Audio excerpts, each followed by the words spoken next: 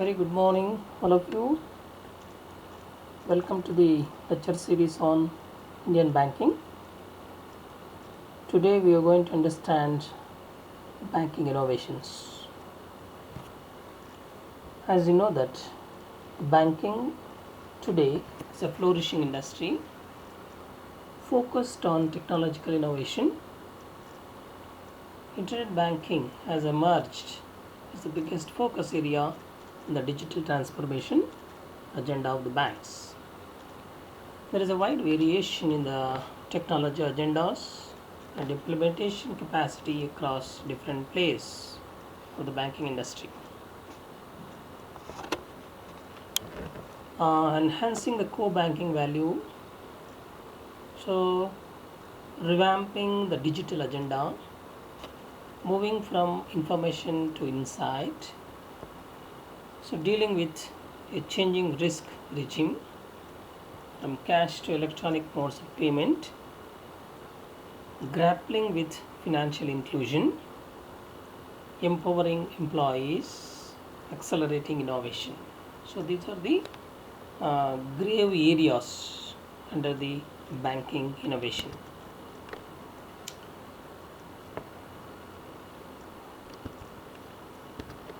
The two successive committees on computerization, Rangarajan Committee, were responsible for bank computerization in India. Over the years, led by the initiatives of the RBI, banks in India have witnessed a lot of changes in their banking operations, duly supported by information technology and communication revolution.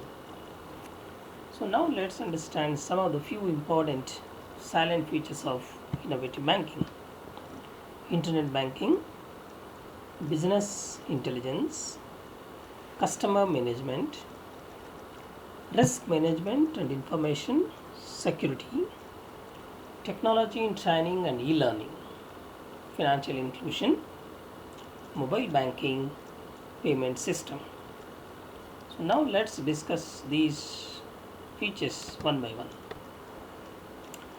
Business intelligence is an umbrella term that refers to a variety of software applications which are being used to analyze an organization's raw data.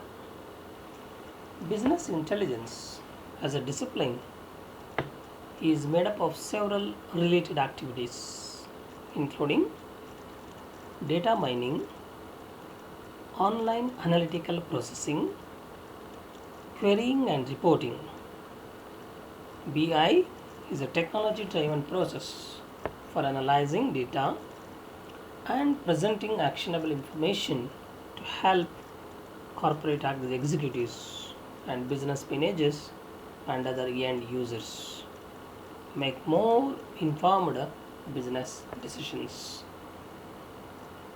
It encompasses a wide varieties of tools, applications, and methodologies that enable the organization or bank to collect data from internal systems and external sources, prepare it for analysis, develop and run queries against the data, and create reports, dashboards, and data visualizations to make the analytical result available to corporate decision makers as well as operational workers within the bank system.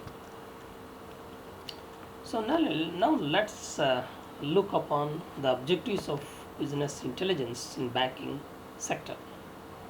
Increase customer base, to increase operational efficiency, to increase customer satisfaction, customer behavior analysis, adherence to guidelines of the RBI and other regulatory authorities, staff performance analysis, increase profitability.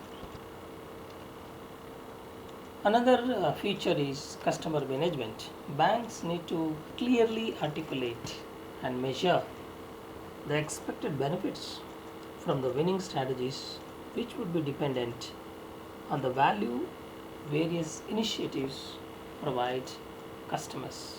So these are customer segmentation, co-creation, customer relationship management to customer experience, use of alternative channels, effective cross-selling and upselling, risk management and information security.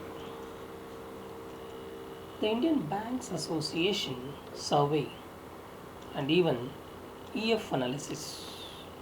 So EF is a professional services firm in US, reveals that core banking system is widely used across the banks for transactions management.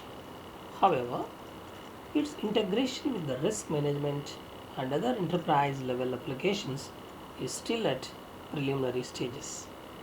Some of the risk, some of the key risks management methods, which includes credit systems, enterprise risk management systems, liquidity risk systems.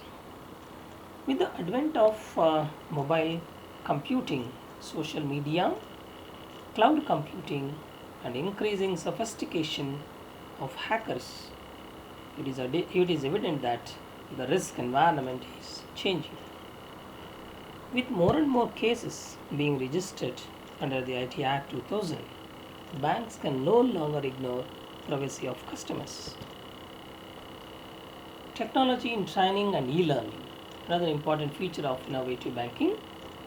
In the last decade, which marks the era of liberalization and reforms in the country, especially in the banking sector, which has been an evident and eventful one for banking industry, changing the face of the industry in a big way.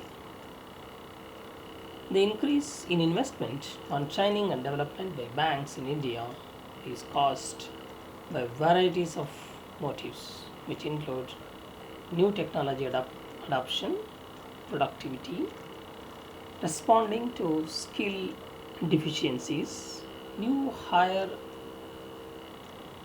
inculcation, stock performance management, etc. So now let's understand the financial inclusion is also one of the outcome of banking innovation. Financial inclusion means including the people hitherto excluded into the banking or financial system.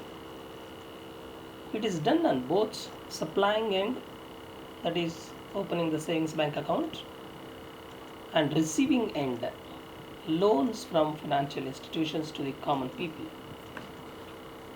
So the RBI started no frills account drive with low or minimum balance, no service charges in this account. So in place of new no frills account, BSBDA was introduced, Basics Savings Bank Deposit Account. No charge for the no operation of the account. So now BSBDA is opened under the Prime Minister Jan Dhan Yojana. Okay, so the aim of this Yojana is to open two accounts per family. Okay, so a lot of things which are involved, which are included under this. The ability of technology to bring services to the common people wherever they are, whenever they want. Okay, it is the biggest drive in order to achieve comprehensive financial inclusion of all people in the economy. Okay, new development has to be introduced, new technological innovation has to be inculcated in the banking system like big data, etc.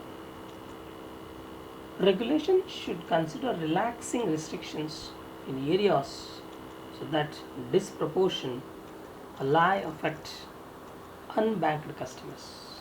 Okay, example through know your customer, agent banking, and mobile banking.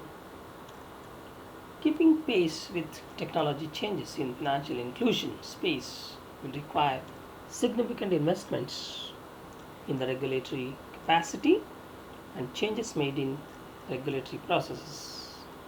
Okay, so this is all about the financial inclusion, that is one of the part and parcel of the banking innovation in recent days. E-banking. Electronic banking has many names like e-banking, virtual banking, online banking, or internet banking. It's simply the use of electronic and telecommunications network for delivering various banking products and services. Through e-banking, a customer can access his account and conduct many transactions using his computer or mobile phone. Types of e-banking. Banks offer various types of services through electronic banking platform. These are three types. Number one, the first level. So this is the basic level of service that the banks offer through their websites. Further, some banks may receive and reply to queries through email too. Level 2. In this level, the banks allow their customers to submit instructions or applications for different services, check their account balances, etc. Level 3. In the third level, the banks allow their customers to operate their accounts for fund transfer, bill payments, and purchase and redeem securities, etc. Banking websites are of two types. One is informational websites and transactional websites. So, informational websites offer general information about the bank and its products and services to all the customers. Transactional websites allow the customers to conduct transactions on the bank's website. Further, so these transactions can range from a simple retail bank account balance inquiry to a large business to business fund transfer. Some common retail and wholesale e-banking services offered by the banks and financial institutions are given below. So, which are commonly known as e-banking services to retail business and wholesale services. Like retail services, account management, bill payment, new account opening, customer wire transfers, investment or brokerage services, loan application and approval, account aggregation. So these are the services towards the customers on retail basis. Wholesale services under the banking, account management, cash management, small business loan applications, approvals or advances, commercial wire transfers, business to business payments, employee benefits, and even pension administration. So now let's understand some basic the things how banking innovation has brought some changes in the economy and how it is useful and what is the importance of e-banking system in our country towards banks, customers, and public in general. For banks, what is the importance of e-banking for especially the banking sector for banks? So lesser transaction cost, a reduced margin for human error, lesser paperwork, reduced fixed costs, more loyal customers. So these are the benefits. These are the benefits goes to the banks on the eve of e-banking.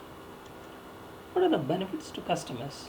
Convenience, lower cost per transactions, no geographical barriers wherever they are, whenever they want, they can have the banking operations through their mobile and PC with internet facility.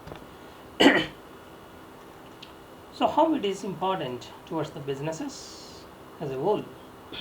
Account reviews, better productivity, lower costs, lesser errors, reduced frauds. So these are the benefits that hence the banking innovations. Okay, so thank you all. Have a good day. Thank you for listening. Bye.